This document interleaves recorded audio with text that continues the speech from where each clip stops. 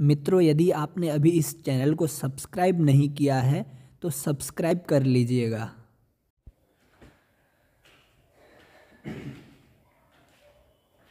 नमो नमः सर्वेभ्यः मित्रवर्येभ्यः। स्वागतम सर्वेषां। आप सभी का स्वागत है। हम प्रारंभिक रचना अनुवाद कौमुदी के पाठ के क्रम में 8वां पाठ पढ़ने जा रहे हैं। 8वां अभ्यास, क्योंकि उसमें अभ्यास के नाम से संजित किया गया है, तो हम 8वें अभ्यास को पढ़ने जा रहे हैं। तो स्वागत है आप सभी का इस कक्षा में, जो संस्कृत विषय अध्ययनम नामक YouTube चैनल निर्मित किया गया है आप सभी के लिए। तो आप लोगों में जिसने उसकी सदस्यता यानी कि सब्सक्राइब नहीं किया है, आप सभी कर लीजिए, क्योंकि आपके लिए कक्षाएं उसमें उपस्थित हो जाएंगी, आपको लाभ होगा। तो हमने अब अत्यधिक न कहते हुए हम अपने मुख्य लक्ष्य पर जाते हुए पाठ आरंभ करते हैं। तो हमने 7 यानी कि क्षमा करें, आज 9वां है, शायद 9वां अभ्यास होगा, 9वां। तो हमने 8 अभ्यासों को पढ़ लिया है। ये 9वां अभ्यास है। 8 अभ्यासों के माध्यम से हमने उनके नियमों को, उनके अनुवादों को और उनके शब्दों को प्रयोग करके यहां पर दिखाया, समझाया। तो लकार का प्रयोग प्रायः साथ में चल रहा है, और हमने पहले इससे पूर्व विधिलिंग लकार को जाना था, जो चाहिए अर्थ में होता है, जैसे उसको भोजन करना चाहिए। तो विधिलिंग के बाद आज हम ये लृट लकार को जानेंगे, जो भविष्य अर्थ में प्रयोग किया जाता है, लृट लकार। तो उस लकार के प्रयोग से पहले हम कुछ नियम हैं, 17, 18, 19, ये 3 नियम हैं, बहुत ही महत्वपूर्ण नियम हैं। सर्वदा, सर्वथा, सर्वत्र हमारे व्यवहार में आते रहते हैं। तो हमें संस्कृत को शुद्ध बनाने के लिए, संस्कृत को जानने के लिए इन नियमों को जानना अत्यधिक आवश्यक है। तो आइए इन नियमों को जानते हैं। तो नियम संख्या 17, नियम संख्या 17 है। इस नियम में बताया गया है अलम। अलम एक ये अव्यय कह लीजिए, हाँ अव्यय है। तो अलम, इसका अर्थ होता है बस कर, यानी कि अब पर्याप्त हो गया है, अब बस कर। हिंदी में, संस्कृत में इसको अलम कहेंगे। तो इस अलम यानी कि बस कर, इस अलम के योग में, इसके साथ में तृतीया विभक्ति का प्रयोग किया जाता है। यदि यह किसी वाक्य में यह शब्द हमें मिल जाए तो हमने वहां पर उस क्रिया पर, जिस क्रिया से हम अब पर्याप्त कह रहे हैं कि इस क्रिया को अब न करो, उस क्रिया रूपी यानी कि उस कर्म में हमने, जो हो रही है उस क्रिया में हमने क्या कर देना है, तृतीया विभक्ति का उपयोग कर देना है, जब यदि वहां पर अलम को दर्शाया गया हो, शब्दशः अलम, अलम शब्द को वहां पर वाक्य में लिखा गया हो। जैसे उदाहरण देखते हैं। प्रथम उदाहरण है अलम विवादेन। ये कैसे हो गया, तो इसको जानते हैं। जैसे कोई विवाद कर रहा है, बहुत ज्यादा अत्यधिक झगड़ा कर रहा है, तो विवाद, विवाद के रूप चलाएंगे हम। विवादः, विवादौ, विवादाः, विवादम, विवादौ, विवादान, और विवादेन, विवादाभ्याम, विवादैः। तो तृतीया विभक्ति में रूप चलेगा विवादेन, विवादाभ्याम, विवादैः। तो हम कहना चाह रहे हैं कि उस विवाद से क्या करो, अलम, बस करो, विवाद ना करो। तो हम उस विवाद में ही तृतीया विभक्ति कर देंगे, क्योंकि हमने अलम को समझाना है, अलम के माध्यम से हमें बताना है कि अब विवाद न करो। तो कहेंगे विवादेन अलम, उस झगड़े से बस करो अब। झगड़े से बस करो, यानी कि झगड़े को समाप्त करो, शांति की व्यवस्था करो, शांति की स्थापना करो। तो होगा विवादेन अलम। अब जैसे कोई खाना खा रहा है, अधिक खाना खा रहा है, तो उसको भी हम कहेंगे खाने से बस करो, खादनेन अलम। खाने का भोजनम खादनेन अलम, भोजन को खाने से अब क्या करो, अलम करो, बस करो, अब भोजन को भी मत करो। तो इसी प्रकार हम जितनी भी क्रियाओं का उपयोग स्वयं में करें, उन समस्त क्रियाओं में यदि अलम का योग आ रहा है तो हम उस क्रिया में जो कर्म वहां पर हमने रोकना है, उस कर्म में तृतीया विभक्ति का प्रयोग हमें करना चाहिए। तो इस प्रकार से यह 17वां नियम समाप्त हुआ। इस प्रकार से आप भी अन्य उदाहरणों को जानिएगा। अब 18वां नियम है। 18वां नियम है, यह सूत्र है।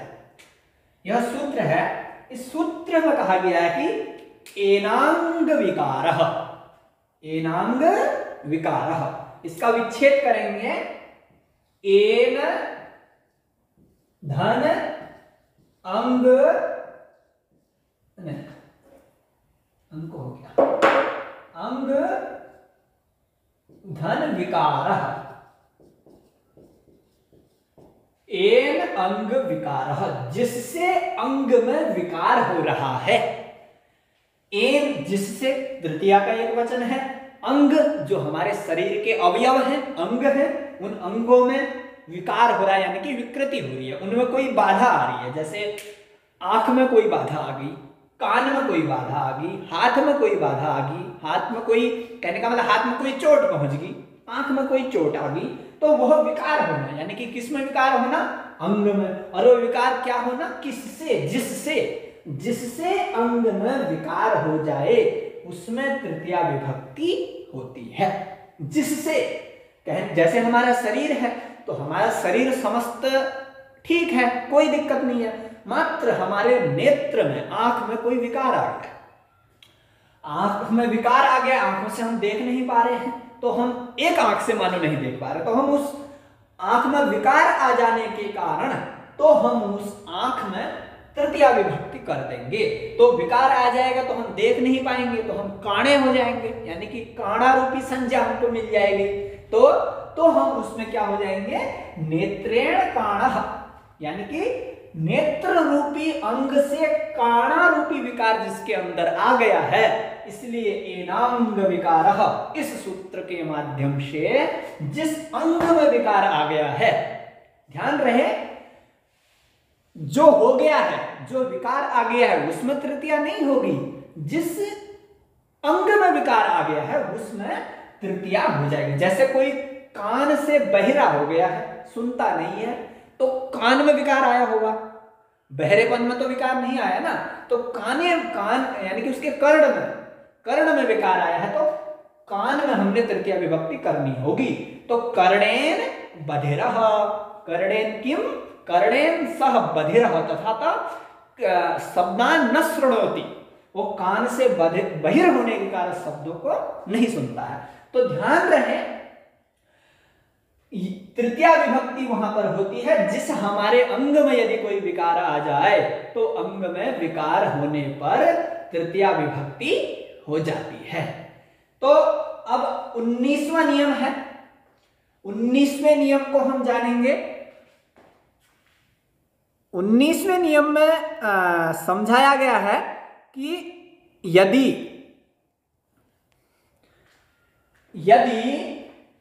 प्रकृति आदि क्रिया विशेषणों में भी तृतीया विभक्ति होती है। अब प्रकृति कैसे, प्रकृति कहने का भाव इनका यह है, जैसे प्रकृति कहते हैं नैसर्गिकता को, जो हमारे जन्म से पूर्व ही हम में सिद्ध होती है। प्रत्येक प्राणी में जन्म से पूर्व जो स्वभाव सिद्ध होता है उसको प्रकृति कहते हैं। जो प्राकृतिक चीजें हैं, जो अपने आप ही बनी हुई हैं, उनमें कृत्रिमता नहीं है, किसी के द्वारा निर्मित नहीं की गई है, तो उसको प्रकृति कहते हैं। तो उस प्रकृति को दर्शाने के लिए प्रकृति आदि जो क्रिया विशेषण होंगे, जो किसी वाक्य में क्रिया के जो विशेषण बन जाएंगे प्रकृति रूपी, उन प्रकृति रूपी शब्दों में क्या हो जाएगी, तृतीया विभक्ति का प्रयोग करना पड़ेगा। जैसे कोई व्यक्ति साधु है, यानी कि सज्जन है, सीधा साधा अपनी प्रवृत्ति का है, तो एक सज्जनता एक प्राकृतिक प्रवृत्ति है जो हमें प्रकृति से ही हमें प्राप्त होती है। सज्जनता हो भले ही दुर्जनता हो, तो वह हमें प्रकृति से उत्पन्न हो। तो प्रकृति से यदि उत्पन्न हो रही तो उस प्रकृत्या साधु, तो साधु को हमें दर्शाना है, सज्जनता को हमें दर्शाना है। तो किससे दर्शाना है? प्रकृति से, प्रकृति के माध्यम। ये प्रकृति सब, प्रकृत्या शब्द तृतीया का एक वचन है।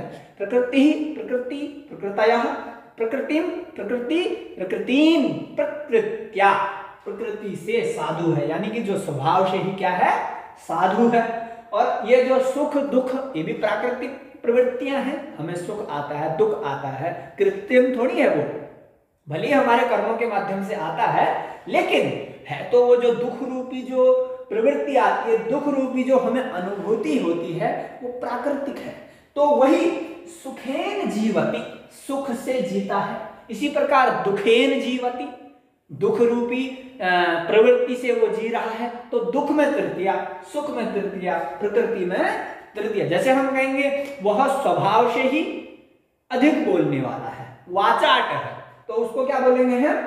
स्वभावेन वाचाट, स्वभाव से ही वाचाल है या वाचाट है, अत्यधिक बोलने वाला है।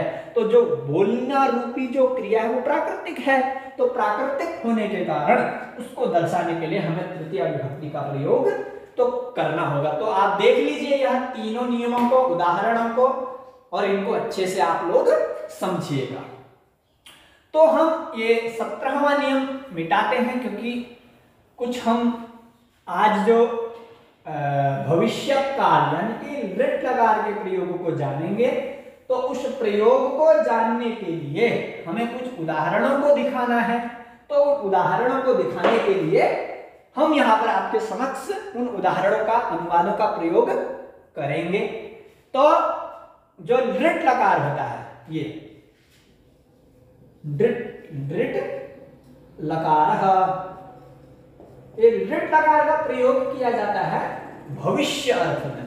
कोई वाक्य बना रहे हैं हम, जैसे भविष्य काल, जैसे वह जाएगा, वह खाएगा, वह नहाएगा, वह खेलेगा। इस प्रकार यदि हम कोई भविष्य के लिए हम कोई वाक्य बना रहे हैं तो लृट लकार का प्रयोग करें। रूप इसके चलते हैं भू धातु के, भविष्यति, भविष्यतः, भविष्यन्ति, भविष्यसि, भविष्यतः, भविष्यथ, भविष्यामि, भविष्यावः, भविष्यामः। इस प्रकार से रूप चलेंगे। इसी प्रकार आप अन्य धातुओं के रूप भी चलाएं, जैसे रच धातु के रचिष्यति, रचिष्यतः, इस प्रकार से। तो एक वाक्य बनाएंगे हम, वह पुस्तक पढ़ेगा। वह क्या करेगा? पुस्तक पढ़ेगा। तो वह के लिए आएगा सह, सह पठिष्यति। पठ धातु का लृट लकार का रूप क्या होगा? पठिष्यति, सह पठिष्यति। इस प्रकार पहले हम कर्ता को जानते हैं, ये कर्ता है, और ये है क्रिया, पढ़ना रूपी क्रिया, यानी कि वह कर्ता पढ़ना रूपी क्रिया को करेगा। तो पढ़ने रूपी क्रिया है, वो कर्म क्या है? पुस्तकम, पुस्तकम, वो पुस्तक को पढ़ेगा। सह पुस्तकम पठिष्यति, यह क्या है दोस्त मित्रों? यह कर्म है। सह पुस्तकम पठिष्यति, वह पुस्तक पढ़ेगा। इस प्रकार से आप अन्य वाक्यों को भी बनाएं। अब मध्य, ये प्रथम पुरुष का वाक्य था। मध्यम पुरुष का वाक्य जानते हैं, तू भोजन करेगा। अब तू युष्मत् शब्द का प्रयोग करेंगे, करता है तू, त्वम कर्म है भोजन, भोजनम, तू भोजन को करेगा, त्वम भोजनम करिष्यति। इस प्रकार से, ठीक है, त्वम भोजनम करिष्यति, तू भोजन करेगा। ये भी भविष्य के लिए है युष्मत्। इसी प्रकार मित्रों हम द्विवचन बहुवचन में भी प्रयोग करें, जैसे त्वम है तो त्वम को द्विवचन में प्रयोग करें, युवाम भोजनम नहीं, क्षमा करें, यहाँ पर करिष्यति नहीं होगा क्योंकि कर्ता बदल गया, मैं यहाँ पर विस्मृत हो गया था, तो करिष्यसि होगा, करिष्यसि, क्योंकि मध्यम पुरुष का है, ये मध्यम पुरुष का है, तो क्रिया भी मध्यम पुरुष की ही होगी। तो त्वम भोजनम करिष्यसि, और इसको यदि द्विवचन में बनाना है तो युवाम भोजनम करिष्यथः और यूयम भोजनम करिष्यथ, विसर्ग नहीं। इस प्रकार से हम मध्यम पुरुष के तीनों वचनों में प्रयोग करेंगे। अब जानते हैं उत्तम पुरुष के रूप को। मैं गांव जाऊंगा, मैं कहां जाऊंगा? गांव जाऊंगा। तो मैं अस्मद अहम गमिष्यामि, अहम गमिष्यामि, ये मध्यम पुरुष की क्रिया है, नहीं उत्तम पुरुष की क्रिया है, गम धातु। तो अहम गमिष्यामि, मैं जाऊंगा, लिट लगा तो प्रयोग कर लिया है, यानी कि जाऊंगा कल के लिए बता रहा है। तो कहां जाऊंगा? गांव, तो ग्रामम, ग्रामम द्वितीय विभक्ति, ग्रामम, अहम ग्रामम गमिष्यामि, मैं गांव को जाऊंगा। इसको द्विवचन में बनाएंगे, आवाम ग्रामम गमिष्यावः, बहुवचन में बनाएंगे, वयम ग्रामम गमिष्यामः, छुट्टी पड़ने पर हम लोग गांव को जाएंगे, इस प्रकार से। ठीक है, अब अंतिम वाक्य देखते हैं, तू ईश्वर को स्मरण करेगा। तू है यानी कि मध्यम पुरुष, तो त्वम, तू स्मरण करेगा, स्मृति धातु है, स्मर धातु स्मरण करने अर्थ में, तो रूप चलेंगे, स्मरिष्यति, स्मरिष्यतः, स्मरिष्यन्ति। तो स्मरिष्यसि मध्यम पुरुष की, कर्ता मध्यम पुरुष का है, तो क्रिया भी मध्यम पुरुष की होगी, तो स्मरिष्यसि, स्मरिष्यसि। कम स्मरिष्यसि यानी कि तू स्मरण करेगा, तो किसका स्मरण करेगा? ईश्वर का। तो त्वम ईश्वरम, त्वम ईश्वरम स्मरिष्यसि, तू ईश्वर को स्मरण करेगा। मित्रों, इस प्रकार आज का यह अनुवाद हुआ। तो आप सभी से आशा है, निवेदन है, आप अन्य अनुवादों को स्वयं बनाएं, क्योंकि उन सभी अनुवादों में कुछ अन्य भिन्नता नहीं है, बस शब्द अलग अलग होंगे। उन सभी नवे अभ्यास में दिए गए समस्त शब्दों का अभ्यास करें, उनको स्वयं बना करके देखें, और यदि कोई उनमें कोई प्रश्न हो तो आप हमें कमेंट के माध्यम से पूछ सकते हैं, या आप जानते हो तो हमें बता सकते हैं। तो इस प्रकार से यह नवा अभ्यास आप अच्छे से अधिगम कर लीजिएगा, पढ़ लीजिएगा। अगला अभ्यास लेकर के मैं आप सभी के सामने उपस्थित होऊंगा। तो तब तक के लिए आप सभी का बहु धन्यवाद। नमः संस्कृताय।